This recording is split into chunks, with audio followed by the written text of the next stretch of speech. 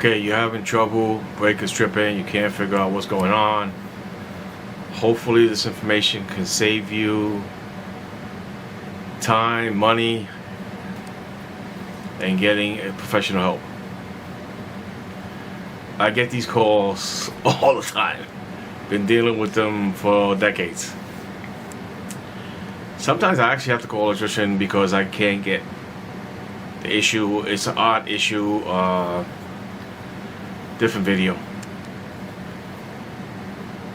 First thing I'll do, I'll get to a unit and I'll talk to the person and see if they were using anything, if they have any new equipment. Do I see anything that's out of place that normally is not there, or something that they just recently installed that they won't tell me that they recently installed? Things like that. Did they say that they were using something, piece of equipment, and the breaker tripped on them immediately? That usually gets the issue cleared up 40% of the time. Another 10% of the time, usually the issue is something that they have plugged in. I have zero issues unplugging everything, trying to reset the breaker, see if I can get the breaker reset and figure out something is wrong that's plugged into that circuit. Whether it be surge protector with things plugged into it, a lamp, whatever else type of device they might have plugged in. I guess next step would be, how much load do they have in that circuit? By that I mean, how many amps, watts are they drawing? Do they have a refrigerator, a microwave, a toaster, and a crock pot on the same circuit? Too much load trying to use all at the same time. You might get the story about, well, I used this before and never had a problem.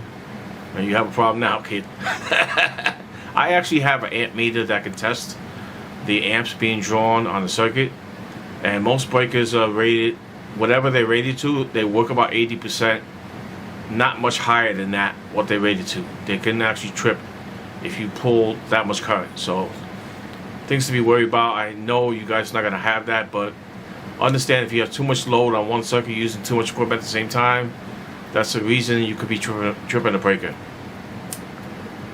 I'll also, somewhere in this conversation, if the person is there, have a conversation with them about not resetting the breaker too many times. Not a good idea, especially consecutively, because the breaker just heats up, it will not reset. Sometimes waiting 20 minutes, it'll reset by itself and you're good to go. You were drawing too much current and you wait 20-30 minutes, reset the breaker, and it's fine because you're not using that microwave or that crock pot or that toaster oven right now, and things look fine. Another way to reset a breaker without having to call for professional help. Okay? After this, it gets tricky. I've been known to unplug everything on the circuit. I think I said that before, and that helps a lot.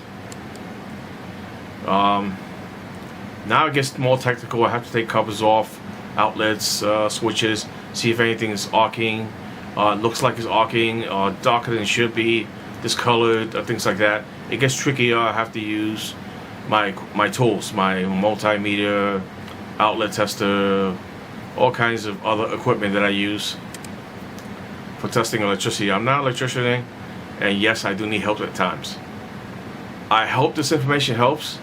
I hope you get your problem fixed quickly, and I'll see you on the next one. Bye.